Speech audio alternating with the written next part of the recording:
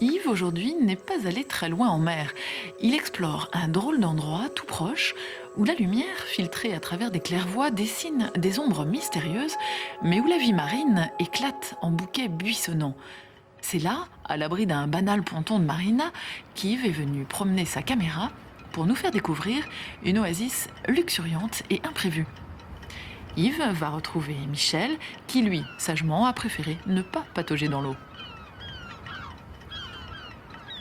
Oh Michel, c'est extraordinaire toute la vie qu'il y a sous ces pontons là. C'est un véritable écosystème avec des tas d'espèces de beaucoup d'acidies, des vers, il y a des coquillages, il y a des anémones, il y a des crustacés, même des crevettes et des crabes.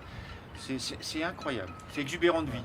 Alors Yves, dans ce port de plaisance, en fait, il y a beaucoup de plancton qui se développe, il y a beaucoup aussi de matériel détritique en suspension dans l'eau.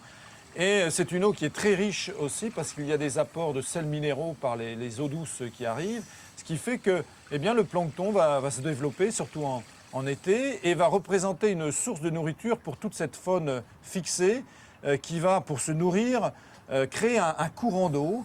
Donc on trouve beaucoup d'animaux filtreurs et toutes les techniques de filtration sont représentées. Ouais. On voit les acidies qui aspirent et filtrent l'eau pour récupérer cette matière organique en suspension. Il y a certains vers aussi comme des spirographes qui étalent leur panache pour récupérer les particules. Et il y a aussi quelques prédateurs comme les anémones œillets. Et parmi tout ce petit monde, il y a des toutes petites bêtes. C'est incroyable. C'est un peu comme une jungle miniature voilà. qui vit là-dedans. Ouais. On regarde Michel là sur ce cordage, en fait, il y a plein d'acidies qui se sont fixés là. Soulève-le. Regarde. Ouais, il y a quelques moules aussi, tu vois, ils sont énormes. Ah ouais. C'est parce qu'elles ont beaucoup à manger dans cette eau. Et la coquille de ces moules est recouverte par des petites anémones, des anémones œillets qui sont beaucoup plus belles lorsqu'elles sont immergées dans l'eau. C'est vrai que tous ces animaux peuvent eux-mêmes servir de support à d'autres animaux fixés. Mais tu as surtout beaucoup d'acidies là plus bas.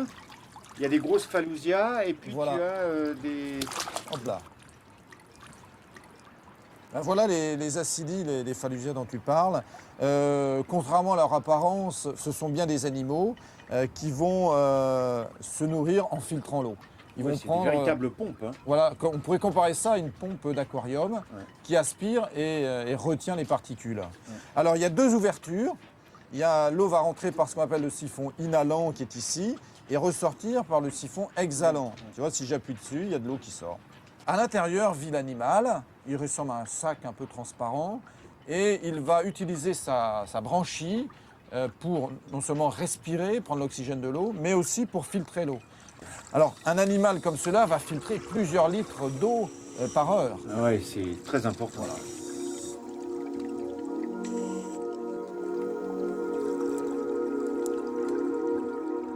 Et si on regarde à l'intérieur, on verrait une espèce de poche transparente et qui possède d'ailleurs plusieurs organes. Un tube digestif avec une bouche, un estomac, un intestin et des glandes reproductrices. Alors ces animaux sont hermaphrodites, ils sont mâles et femelles. Et pour se reproduire, ils peuvent soit émettre leurs gamètes en pleine eau ou la reproduction chez certaines espèces peut se faire à l'intérieur. Voilà, et l'animal va libérer plutôt des larves. Si on la regarde de près au microscope, on a l'impression de voir un petit tétard, donc un petit vertébré, avec une tête globuleuse et surtout une queue, un espèce de flagelle qui lui permet de se déplacer. Et au niveau de ce flagelle, il y a un tube nerveux qui est soutenu par une corde, on appelle ça, une espèce de corde segmentée. On a l'impression de voir une ébauche de la colonne vertébrale des vertébrés. Ah oui, donc c'est effectivement un animal qui est dans l'échelle de l'évolution qui est très proche des vertébrés. Des vertébrés. On appelle ça d'ailleurs, les acidies aussi font partie du groupe des procordés, presque des vertébrés. Voilà.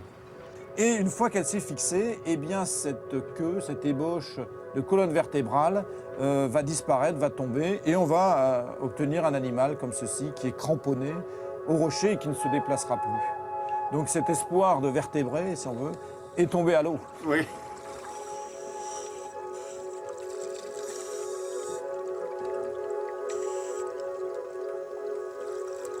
Alors, il y a aussi en face cette espèce d'acidie qui a un peu la consistance du cuir et qui est fixée par un pédoncule. Alors, c'est une espèce qui est proche du violet que l'on trouve en Méditerranée. D'ailleurs, On l'appelle le violet pédonculé. Et ça, c'est une espèce introduite qui est arrivée en France dans les années 1970, fixée sur les coques des bateaux et qui maintenant se reproduit. Et on la trouve dans pratiquement tous les ports de plaisance. Bon, Michel, sur ce cordage, tu as aussi des algues vertes, là. Oui, il y a quelques algues, des algues vertes, quelques algues rouges aussi. Et ces espèces-là, qui ont une allure un peu buissonnante, qui ne sont pas des algues rouges, mais bien des animaux.